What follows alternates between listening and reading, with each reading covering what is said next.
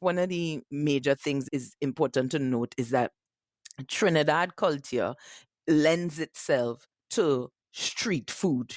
So things like doubles. So eating on the go because of the nature of Trinidad. It's fast paced. It's a lot going on all the time. Whereas Tobago also has its own rhythm, also has its own pace, but people are more apt to have you welcome you into their home and let's cook together. Let me cook this for you right. You're sitting right there and you get the food right there.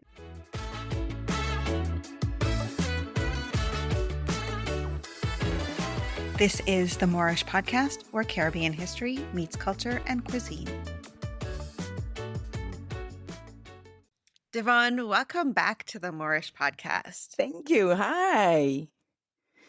After we wrapped the last episode, you and I spent several minutes just chatting. And it was so much fun. And then I said, okay, listen, we need to stop talking because we're going to cover it in the next episode. Yeah. So before we dive in, let's get reacquainted with you. Tell everybody a little bit about who you are. So my name is Devonne Adanna. I am a storyteller and Caribbean history enthusiast. I am from the islands of Trinidad and Tobago, but I'm specifically from Tobago, which only has about 60,000 people on it compared to the 1.2 or so million in Trinidad. So from the smaller island, but I have grown up in love with Tobago culture, which has manifested into a larger love of Caribbean culture. And I can't stop talking about Caribbean culture, and I love our stories and, all the things that come with being Caribbean. And you share a lot of stories, not just about Trinidad and Tobago, but about the Caribbean as a whole on your social media. So I'll be sure to link those down below so people can go and see some of the things that you're sharing. Today, we're talking about the food of Trinidad and Tobago. And so before we get there, I think it's really important to set the stage for a quick little recap of what we talked about the last time, because the history of the people, not only in Trinidad and Tobago, but across the Caribbean, really has an influence in what the food is like today. You are so correct. You are so correct. So with Trinidad and Tobago specifically, and I think when people think of the Caribbean, they understand that, yes, enslaved persons were brought to those islands, but I don't think they have an understanding of the other people that were brought as well. So with Trinidad and Tobago specifically, Tobago is mostly colonized by everybody. So every European power except Portugal, that's the only one who didn't come, right? Because I guess their hands were full with Brazil and they did not seek out Tobago. But you have Britain, you have France, you have Spain as well, but not in the same way as they would have tried to colonize Trinidad. They were more about linking up with other colonial powers to overthrow somebody else. You also have the Dutch, and believe it or not, you have the Latvians. That in itself was a whole other story. The man who was a ruler there was a distant cousin of the king. And so he was like, hey, let's throw a hat in the ring and let's try this little island called Tobago. So Tobago's population, and the funny enough, when these people were colonizing, they would outnumber their own selves. So they would bring thousands of enslaved Africans to like 10 Europeans, which makes an interesting mix when it comes to things like food, language, and that sort of thing. And then you have Trinidad that was mostly colonized by the Spanish. There is some French influence as well, but mostly it was colonized by the Spanish. And these are two different timelines we're talking about. Spain did capture Trinidad early from the time of Columbus, but they never really did anything with it, especially because their focus was more on Hispaniola, Puerto Rico, and South America. So not much was done with Trinidad, whereas Tobago the British were moving along with colonization there. But then we get the cedula of population where Spain basically says, hey, why don't you come to this cool island named Trinidad? You could have land, no taxation, like just all sorts of wild promises for these people to come in. And when slavery ends, let's say slavery is abolished, they have an indentureship period. But this indentureship period only applies to Trinidad Trinidad. Remember, Trinidad and Tobago are two separate islands. They're not together at this point. Neither one knows what's going on the other one. So slavery is abolished. Tobago is evolving how it's evolving, and Trinidad is evolving how it's evolving with this increase of people with the cellular population, but then later with the increase of Indian, Asian, Chinese Asian, and then East Asian people coming in. So it Mhm. starts to become this really melting pot mix. So we see that happening in Trinidad. Tobago, not so much. Tobago remains largely African with some mixes in there, but not a whole lot. It's 90% African. Yeah, even before Trinidad and Tobago became one country, their histories are very different. Definitely. And they're not only their history, but also their development. Colonization was impacted differently in Tobago Mhm. than it was in Trinidad. Yeah. And because of Tobago's location, like it's kind of out there close to Barbados. So its location meant that it kind of was on its own. Britain wasn't like sending a ton of resources there. And so, because of that, Tobago had to kind of develop its own systems for doing things that would be it would just be different to Trinidadians. Although today, I do want to say today we see it more. It's almost like the two are kind of meeting, but you feel completely differently in Trinidad versus in Tobago. You feel it. Everything about them is quite different. And in the last episode, and I'll link that in the show notes because we did talk about so much. But in the last episode, you said that the population of Trinidad is almost equally split Indian and Black Africans, whereas Tobago, the population is very different. Yes. So the population in Tobago is mostly 90% African. Let's say 85 to 90% African, with about 10% being other. And other is Syrian. It's mixes of Indian and Black. It's mixes of Syrian and Black. It's like, mixed peoples. And then there's also a heavy influx of Venezuelan. And that's due to, of course, what's happening in Venezuela. A lot of people are fleeing, and Trinidad at one time was, our borders were open to them. You see this influx also happening in Trinidad as well. So Trinidad right now is probably about 38% African, 38% Indian, and then the rest is Latino, Syrian, Asian, Chinese Asian, mixes of persons. Mm. Again, makes a completely different food profile, flavor profile when you think about it. Yeah, and that shows up in the food. Trinidad and Tobago is now one country, right? When we talk about it, we talk about Trinidad and Tobago. And when you talk about that, there is a national dish and an unofficial national dish of Trinidad and Tobago. One being callaloo and crab, and one being pilau. Right. So yeah. So let's talk about that. Okay. So the national dish of Trinidad and Tobago is pilau, which I always feel like you need a dish that is symbolic of rice and peas and meat coming together in many countries. But even though the word pilau for us is just really mix up, right? Like a lot of, it's like three different things mixed up together, which could aptly describe Trinidad and Tobago.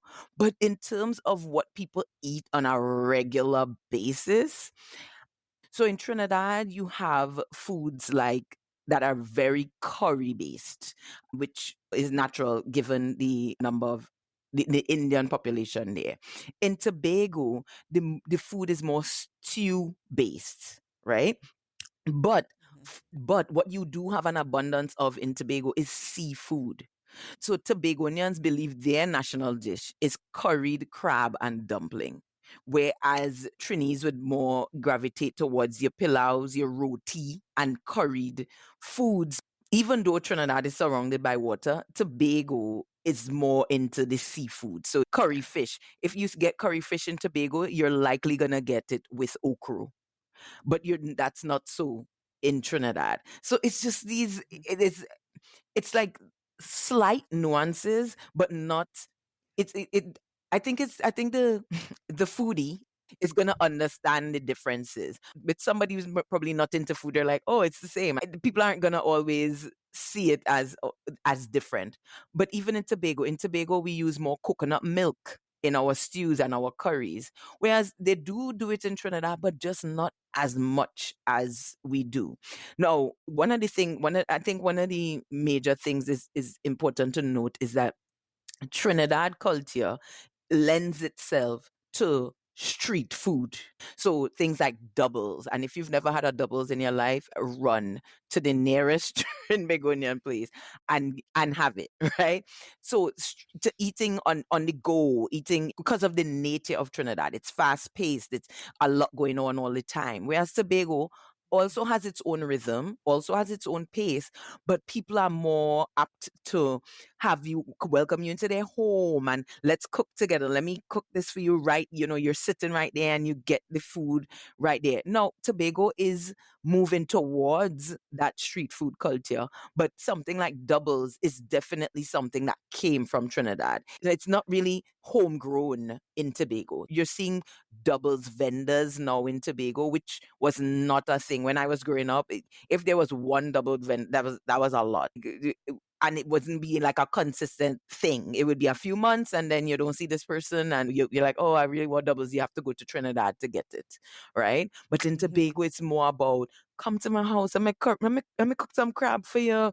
Let me stew pork and dumpling. Tobagoans love. In fact, many people would tell you it really wasn't curried crab, it was stew crab that we used to do a lot. And then it kind of evolved into curry crab.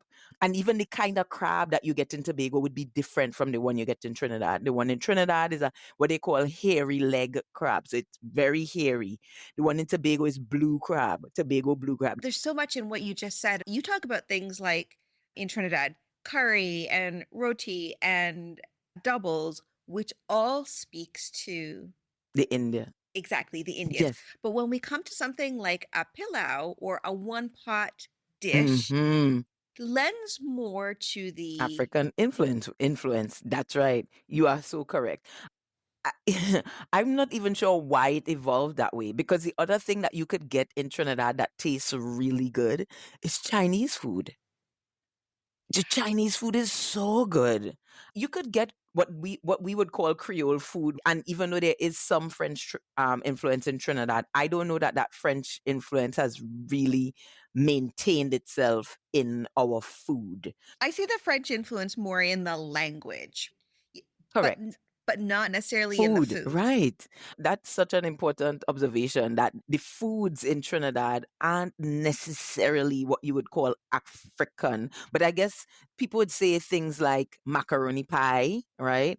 They do make dumpling in Trinidad, but when you think about dumpling, Tobago. There's this little folklore that if a Tobagonian woman makes dumpling for you, you have to make sure she doesn't make it with her left hand. If she made it with her left hand, you are caught forever. You're caught in her romance web forever. So people always tease if you say, "Oh, I'm from Tobago." They're, "Oh, do you make left hand dumpling?" You know, there is the it it is like the folklore of sweat rice. Yes, yes, correct.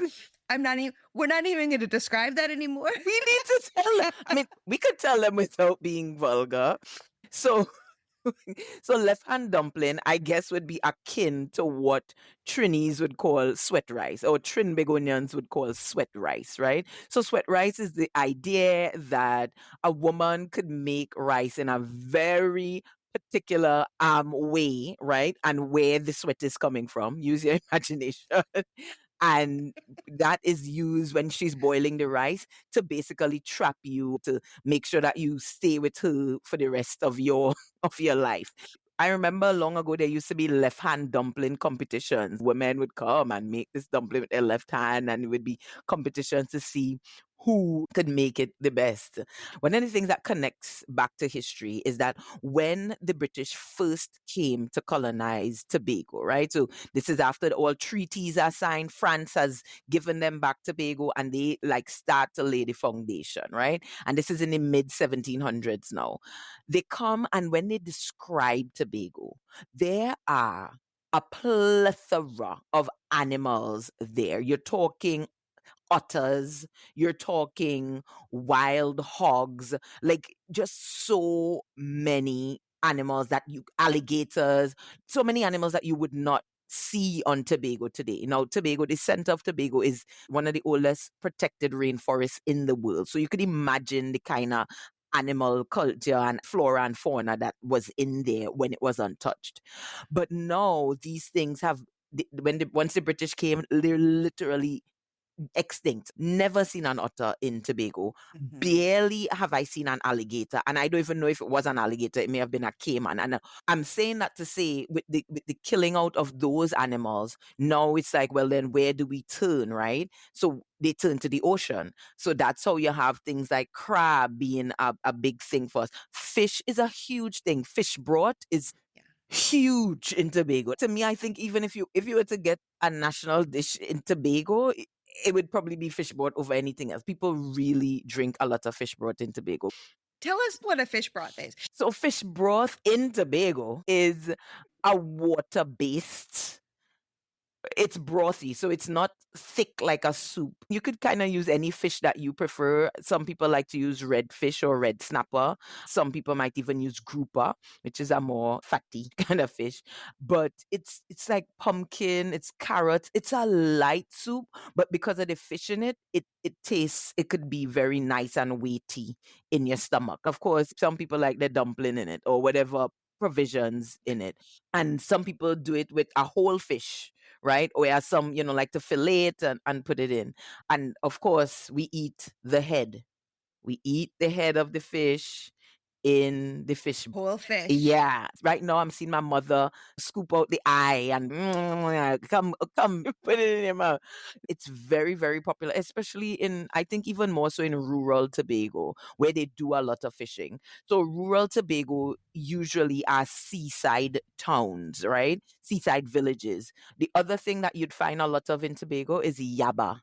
Yaba is just like a mix. It's like any meat, like they throw anything in there. It's a very thick. It's I don't even know how to explain it. It's thick, but it's also it's mushy, I guess is the best way, and it has a lot of ground provisions. Tobago ground provisions. So your dashins, your cassavas, stuff like that. A lot of things that we eat, it's because of, again, it's what's available. And because Tobago has such Yeah. fertile soil to grow things, cassava, which for us turns into something called farine, which is it's so delicious, which is kind of like a dried grated cassava, and it's so good. So, talking about some of the dishes that you were just mentioning, the ground provisions plays a big role in a lot of dishes, whether it's the fish broth or whether it's in some of the other dishes. Cassava is big, edos is big, and it's used all over. And that Yes. comes from the times of colonization as well, right? Very hearty, very filling, that were oftentimes the things that the enslaved people or the indentured servants were allowed to either grow or were given. Tobagonians to me are some of the most creative people in taking some of these things and creating foods that are so delectable. I know this exists in Trinidad as well. Sauce, chicken foot sauce, right? So sauce is water based. In fact, sauce and fish broth, I guess you could say, kind of have the same consistency in that they're clear water things. But you have your chicken foot sauce, which is, but interestingly, Tobago is where you could find conch sauce. So conch is another seafood that's readily available. And so, in the absence of chicken foot or anything like that, people would use conch. And it's same delectable way, water based. You're talking cucumbers, celery, nice little herbs and spices in there. It's a salty, vinegary type of concoction, and it's divine. But if you're not into chicken foot, or it could have cow skin, or whatever. There's a wide variety available in Tobago. Many Trinidadians, I don't think, have ever had conch sauce, but they've definitely probably had, yeah, chicken foot. I've never heard of conch sauce, but sauce and fish broth are similar in that they are water based. It is a thinner soup. Fish broth served warm, sauce served cold. Whether it's made with chicken foot or conch or pig foot or cow skin, are all ingredients that are the castaways that That's right. the colonizers, the enslavers, wouldn't want to use. And these delicious meals were created out of it. You are so correct. So when it comes to telling the difference between a Trinidadian and a Tobagoan, and let's say usually you really can't tell a huge difference. Many people insinuate that maybe if they're darker skinned, they're from Tobago, right? Or if they're maybe of a lighter skin, they're from Trinidad. But that's not always the case. There are darker skinned people in Trinidad and there are lighter skinned people in Tobago. So that's really not a foolproof way. The next way I'm going to talk about is not foolproof either, but this is what people say. Usually women who have a healthier lower lower backside, usually because we eat so much of these ground provisions and fish and some of this healthy food, people tend to say when you look strong and healthy, they're like, wow, this person must be from Tobago because they're eating all that, all of the cassava and the fish and all of these things. Devonne, you're gonna cause a I ruckus in know. this I'm sorry. episode. I'm sorry. I'm sorry to be so controversial. But yes, I'm just sharing my culture with you guys. Please don't take it as any kind of slight or disrespect. I'm just sharing my culture as I know it to be. It is absolutely fair. Listen, I'm going to take a step back to something we were talking about earlier, which is the left hand dumplings and sweat rice, which is based in folklore, Yes. but could also be based in things like obia. Obia. Mm-hmm. Yes. And I want to talk about that because that has a very significant influence in some of these folklores. So, what is obia? Okay. So, listen, I don't know if I'm even qualified to talk about this because every day when I learn like a new Obia ritual that people say exists, I'm like, really? I've never, I've never encountered it or been around it. So I really don't know. But people would liken it to black magic or just like a system of potions and mixtures and tinctures and Mm-hmm. um casting spells and really just kind of the dark arts, so to speak. The other day, somebody was explaining to me that in order to like break the curse of bad luck, you should get a white fowl, and hit your back with it, and the fowl is alive, mind you. So I'm like, this sounds painful. Let's say you're having a string of bad luck, especially when it comes to romance. This is where you see Obia featuring heavy. When it comes to romance, they're like, oh, we could break this. Make sure you bring me a white fowl and all the different and food. You have to bring them food and different provision and stuff like this to basically pay for their services. I guess now they take money. Maybe they accept credit cards. Not sure, but but The way we're talking about it right now is is the way that we talk about it in folklore, but at its core obia is a religion. yes. Well, I think in some islands more than others. I don't know it to necessarily be a religion in Tobago. I just know it to be more witch doctor like in Yeah, Tobago. it's what people would liken to voodoo. Right. Right, yes. which is also has religious undertones based in different parts of Africa. Right. So I think what is obia now, and we're talking about as it is in commonplace and folklore, but it has a basis in the African culture. Correct. In Tobago, there's and this is not necessarily Obia related, but in the context of African culture literally taking its foot and just stamping, giving a footprint on the Caribbean. There's a story of a lady named Gangang Sarah, right? So Gangang Sarah came to Tobago as a slave, and she professed to be a witch doctor or have these powerful had powers beyond belief. And she said that she could fly back to Africa, right? But this the problem was that she ate food with salt in it when she came to the Caribbean. African food at this time was not salty. Salt is a spice that's coming from it's not you. It wasn't used in cooking. So she ingests this salt on account of us being given these pieces of meat, pieces of thing that scraps that nobody else would want. But to make it palatable, we had to use salt, right?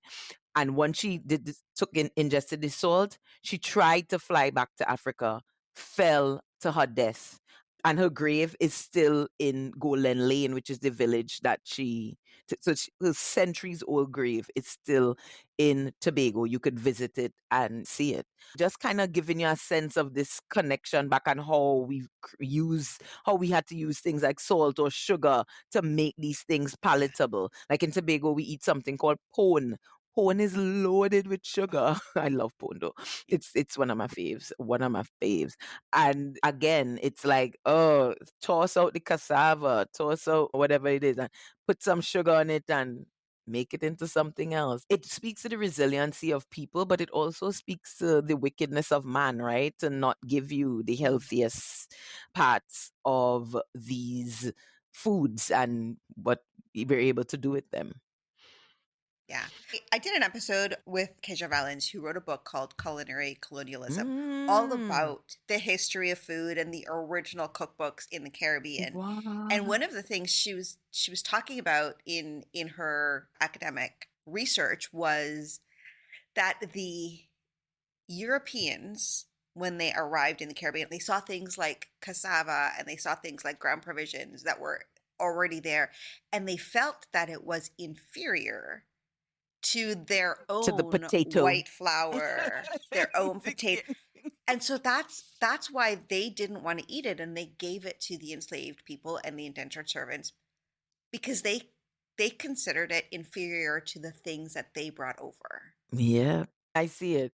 And it's not that it's inferior, it's just I'm sure they weren't getting the best cassava. They probably were getting something that was close to rotting. But yeah. And they just didn't know what to do with it. Mhm. Mhm. Yeah. We had a little conversation before we hit record, and you mentioned that you polled your social media audience. I did. So of my 12,000 Facebook followers. So I just threw out the question, and the question was, you are an immigrant in a foreign land, and a stranger asked you, how is Tobago food different from Trini food? Respond with examples. So I got about 31 comments underneath this. I think it really opened my eyes that sometimes you are from where you're from and you have your ideas about what the food is, but then you hear others and you're like, oh yeah, and then also the generation gaps, right? So in my mother's time, roti was seen as this like delicacy that they could only have at Easter time because this person would come from Trinidad, this East Indian woman would come from Trinidad and make this roti and bring it to Tobago and sell it at the Easter races. So it's something like that. They didn't grow up like, I can't imagine not having the availability of roti every day. I can't see it. My kids can't see that. Probably when I was younger, it would be maybe a Friday thing every Friday. But now I can't imagine it, right? Or doubles or anything like that. What's your favorite roti? Okay. I'm a seafood girl through and through. So I'm Tobago. So it gotta be shrimp, it gotta be conch. Shrimp and conch roti, I will eat all day long. A close third is goat, but not like Mhm. chicken or the run of the mill. And I'm more of a bus up shot lady. I'm bus up shot all day. I'm team bus up shot all day long. I love it. The only way you'd get me to eat a roti over the bus up shot is if it's a wrapped shrimp roti. That's the only way. And a dalpuri. Yeah, yeah, dal puri. Yeah, but bus up shot. Mm-mm. The flaky and the Yeah, soft oh yeah, yes, I agree yeah. with you. Let's hear what some of them are saying. So this person is saying stewed pork and dumpling. For them, when they think of Tobago, they think about stewed pork and dumpling. Yeah, somebody said never heard of stewed pork and dumpling in Trinidad. So this person is Trinidadian. Mostly pilau, okra and rice, oil dong. And let's talk about oil dong. Oil dong is actually a very Grenadian thing. It's not Mhm. necessarily a Trinidad thing. And so one of the peoples who comes to Trinidad, especially when they find oil, right? When Trinidad finds oil, a lot of people from other Caribbean islands, specifically Grenadians as well as Bajans, find themselves in Trinidad to take advantage of this new liquid gold, and they bring with them the oil down, right? And that's where you see that kind of coming up. Now, in Tobago, you'd see people probably would more eat something called pay me, whereas in Trinidad, you'd see more pastels, right? So pastel is like salted, right? While pay me is like a sweet dessert type of thing. But they're both wrapped in the banana leaf and the whole nine. Yeah. And made with Yeah. cornmeal. Yes. Yeah. Yes.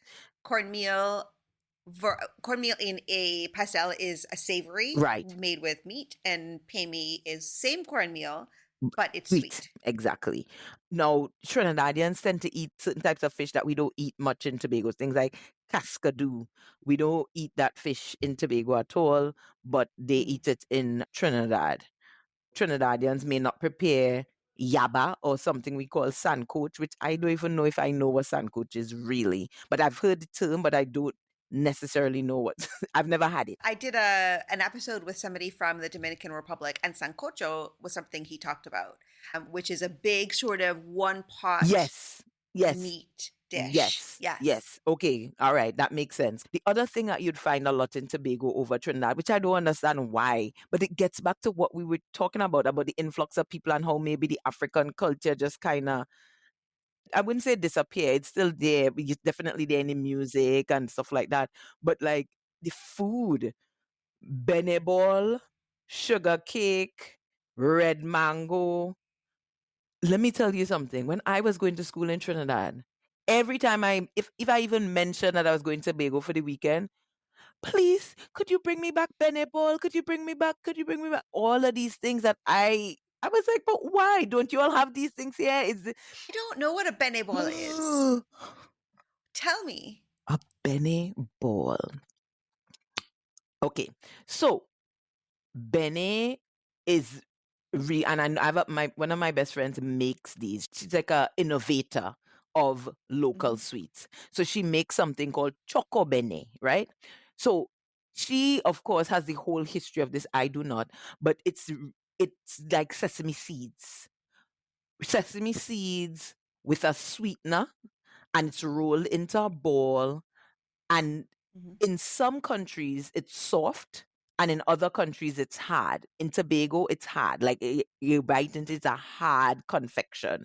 But when you bite it, it's like little nuts and just sweetness in your mouth.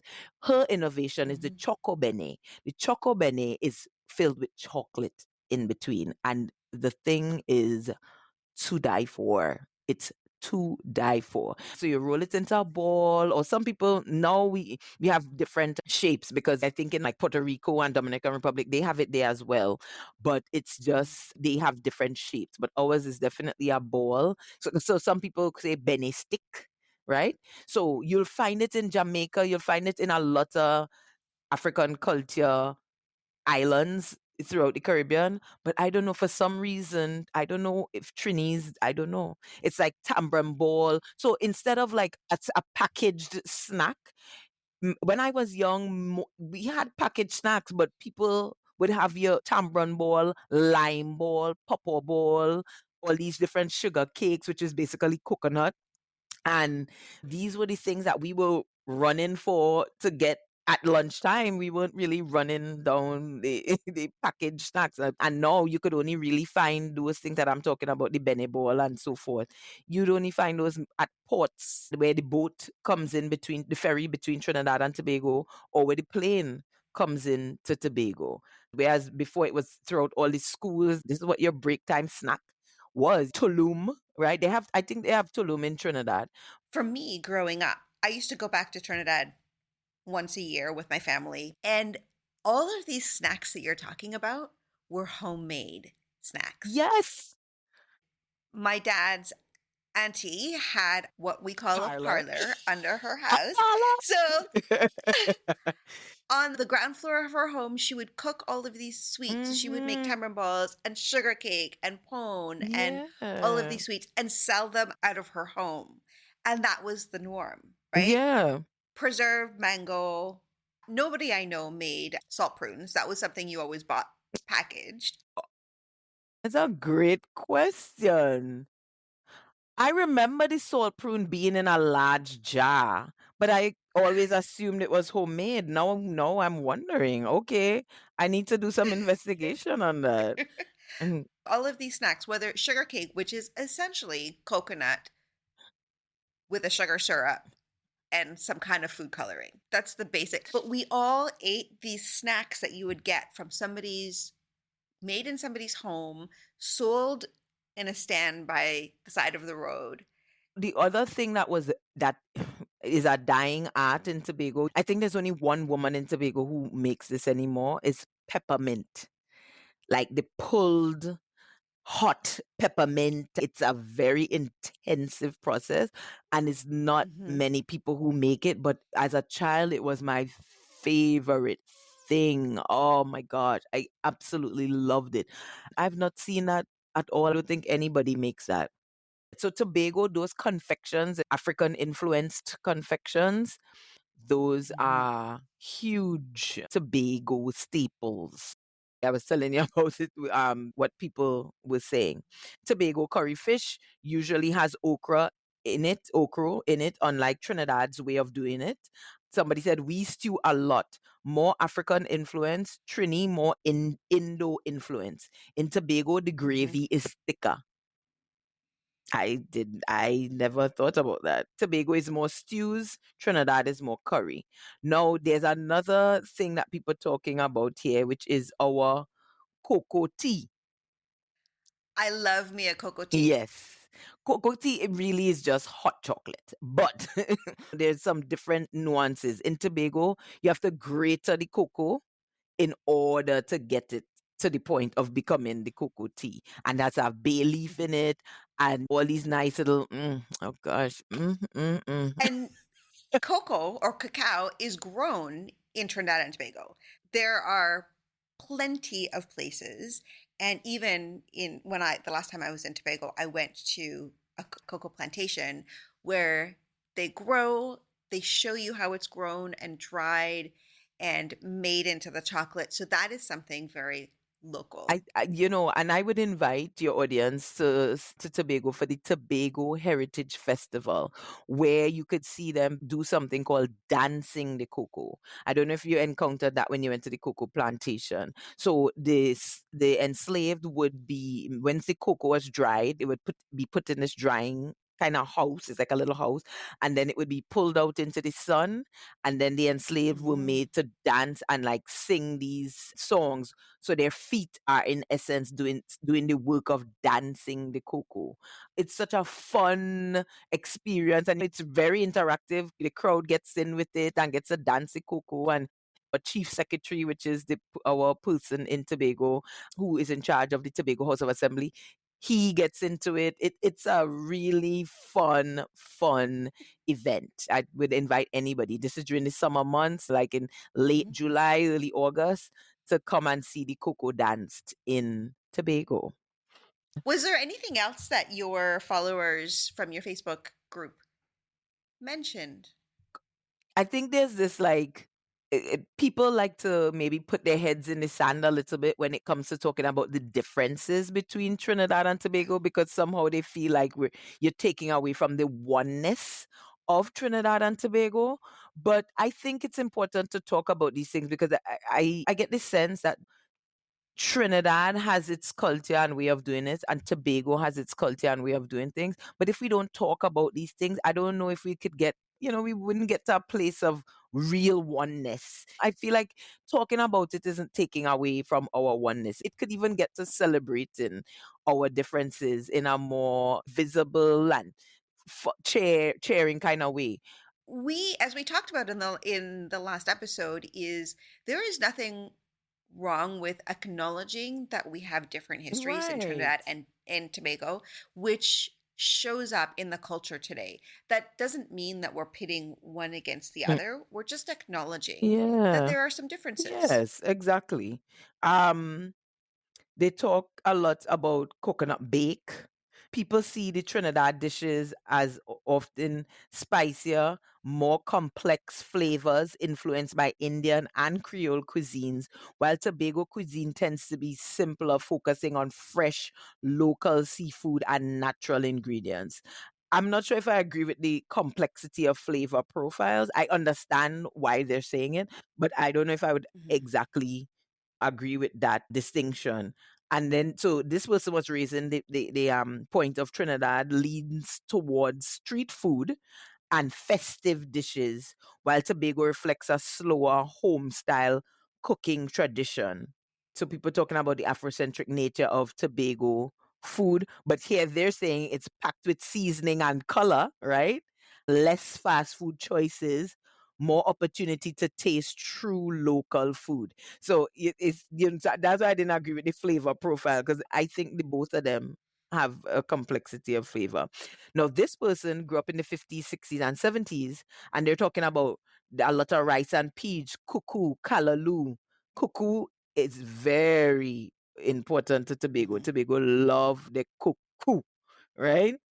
And cuckoo, tell me what that is. Oh, cuckoo, how to explain cuckoo? It is okra, it's like it's a yellow And cornmeal. cornmeal. It looks like a cake. You could fool you into thinking it's a cake, but it's not a cake. It's a very savory dish. And it's kind of molded together to form Mhm. almost like a brick. But it's best eaten with callaloo and a little bit of fish.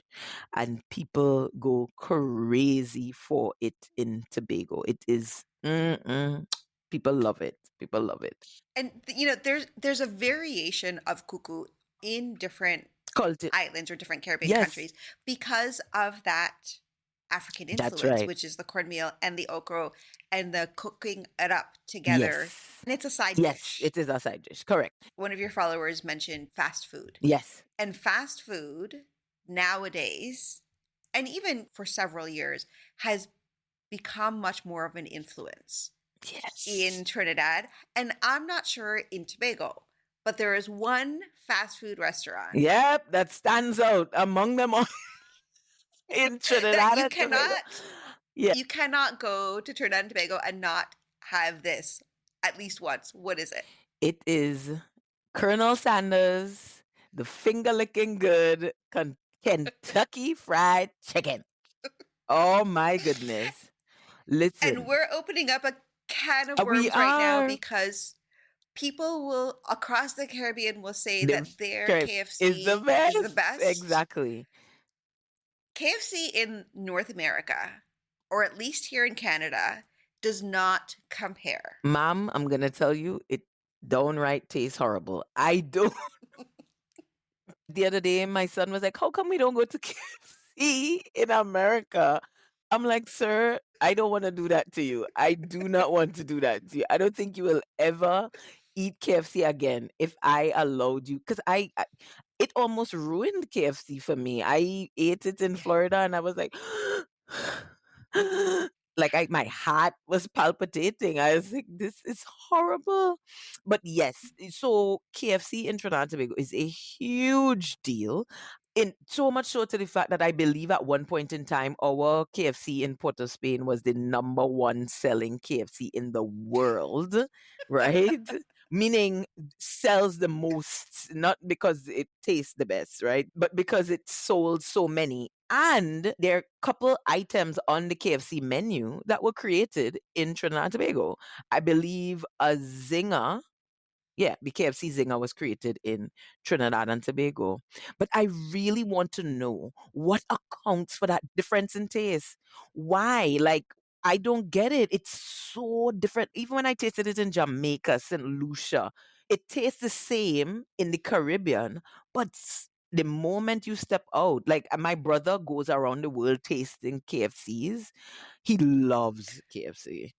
It's since we were children. And for him, St. Petersburg in Russia, I think, yeah, St. Petersburg was the best he Yeah. had ever had. He was like outside of Trinidad and Tobago. It's the one he loved the most. It's funny that I didn't even name the restaurant. I just said fast food and you knew exactly what I was talking about. But here's the thing. So let's talk about this and how it evolves in Tobago. Tobagonians are home cooks, right? We make some of the best fried chicken at our home, right? I don't know if you remember if Royal Castle, which is a homegrown fried chicken fast food restaurant. I don't know if they were first or if KFC was first. I think Royal Castle was first. But when these places came, the idea was, you know what? I don't think it's gonna work. Tobagonians like to cook their food, and they're not Mhm. gonna be a part of this fast food life. So when they came, I was in high school. I was in the 1990s, and it was like, oh yeah, and then it kind of died off.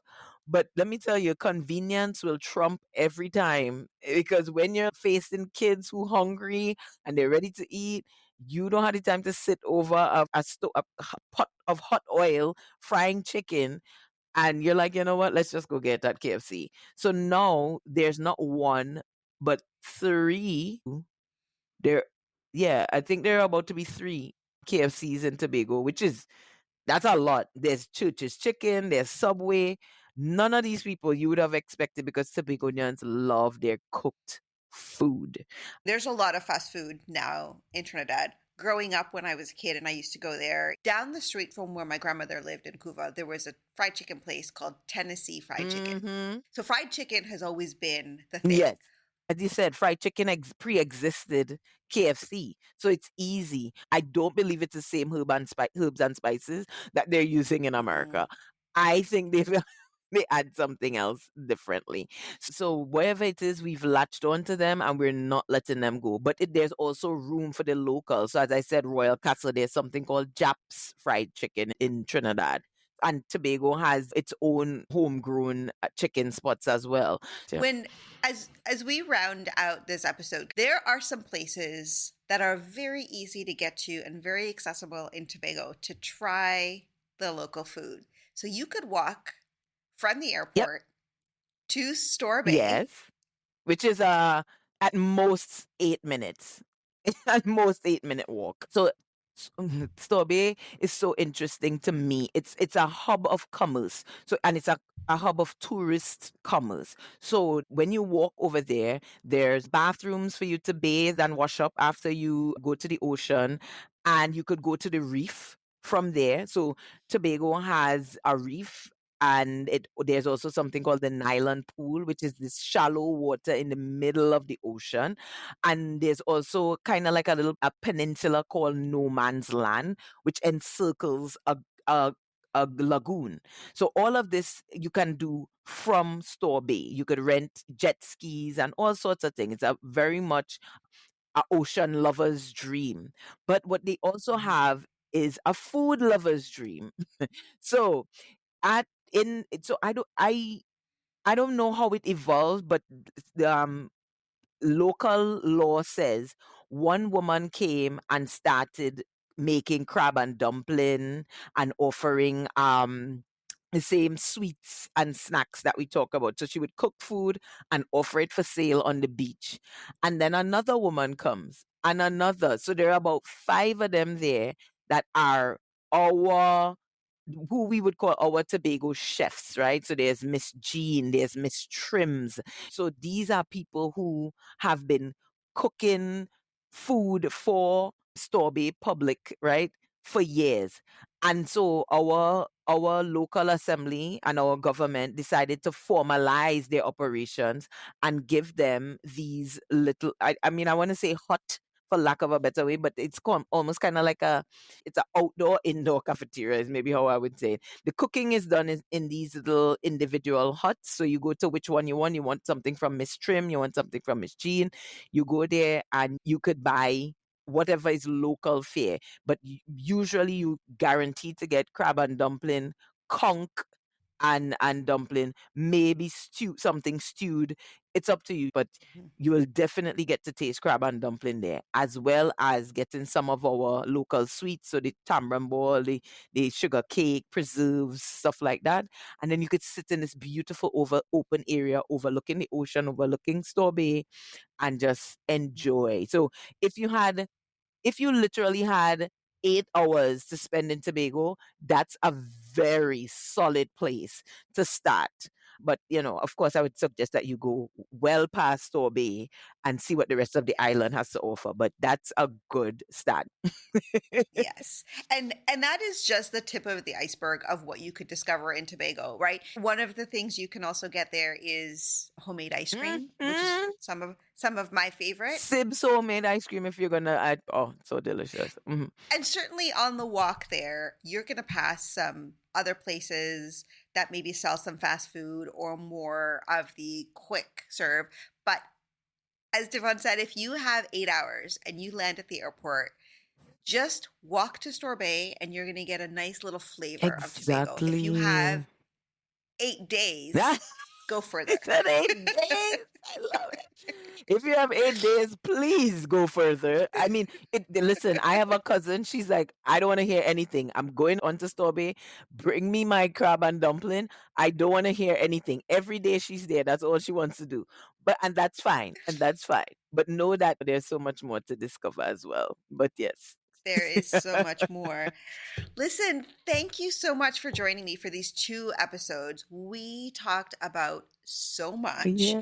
and there is so much more, but I'm going to leave in the show notes the links to your social medias because people can continue to follow you and find out not only more about Tobago and Yeah. about Trinidad, but about all over the Caribbean because you're sharing such great Oh, information. thank you so much. I really appreciate it. I enjoyed my time here on your podcast. It's the Moorish podcast. I love it. Thank you. Thanks for listening to this episode of the Moorish Podcast. Connect with us on Instagram, YouTube, and TikTok at the Moorish Podcast. See you for the next episode.